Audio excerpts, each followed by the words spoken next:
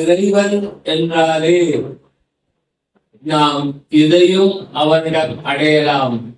ஆனால் அதற்கு என்ன செய்ய வேண்டும் என்று சொன்னால் பொறுமையாக காத்திருக்க வேண்டும்.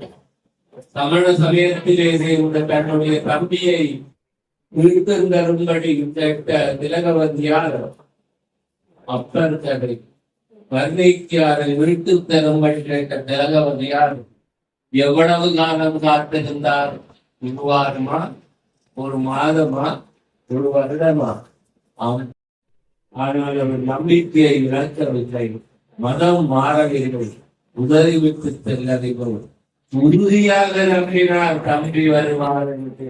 அது போலவே தம்பி வந்தால் அவர் எதிர்பார்த்தது போல தெய்வத்தை பரப்பினார், சமணத்தை இந்த மண்ணில் இருந்து பரப்பினார். அவர் எதிர்பார்த்தது அவர்களுக்கும் தம்பி மம்மிக்கு அழைத்து வந்தார்.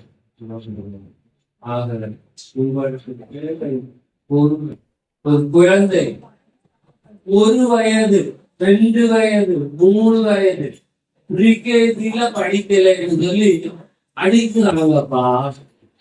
டீச்சர் நினைக்கிறாங்க, கையை கவுத்து வச்சுட்டு ஸ்டேரால அடிக்கிறாங்க மொழியில.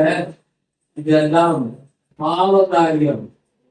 ஒரு குற்றவாளியை ஊர்சாலால் காவல்துறை அடிப்பதற்கு ஒப்பானது. அந்த குழந்தைக்கு அடிப்பதற்கு உங்களுக்கு யார் அதிகாரம் என்றது? அந்த குழந்தையை நீங்கள் செய்தீர்கள். இறைவன் அருளால் அது உங்களுடைய வீட்டில் வந்து நடந்திருக்கிறது. அதுக்கு ப்ரீகேஜி வயதில் ஞானம் வர வேண்டும் என்பதில்லை. ஏன்? எல்கேஜி வயதில் வந்தால் என்ன, யூகேஜி வயதில் வந்தால் என்ன, 5வது வந்தால் என்ன, 10வது வந்தால் என்ன, 12வது வந்தால் என்ன? எத்தனையோ பேர் எப்பவோ நாம் ஞானம் பெற்று பெரிய கல்விமான்களாக இருக்கிறார்கள். உங்களுடைய அவசரத்திற்கு அடித்ததை செப்புறவரை செய்தால் அந்த குழந்தை கல்வியை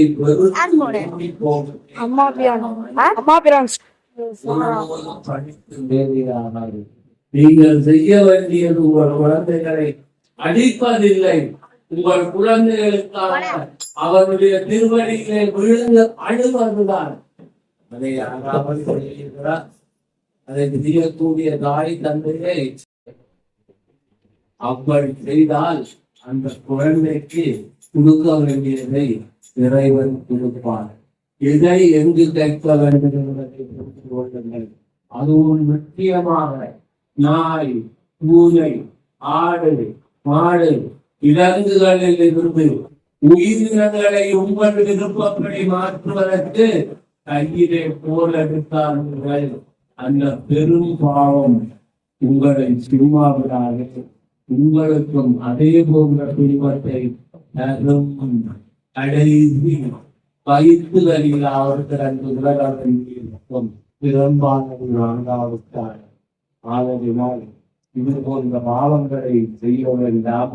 பொறுமையாக காக்கிறீர்கள், இறைவன் விண்ணப்பியுங்கள், எல்லாவற்றையும் அடையலாம் என்று நல்ல நாளிலே உங்களுக்கு எடுத்துச் கூறி உங்கள் எல்லோரும் நல்லா இருக்க அவனுடைய திருவருளை வேண்டி ஆசீர்வதிக்கிறேன். நமச்சிவாய.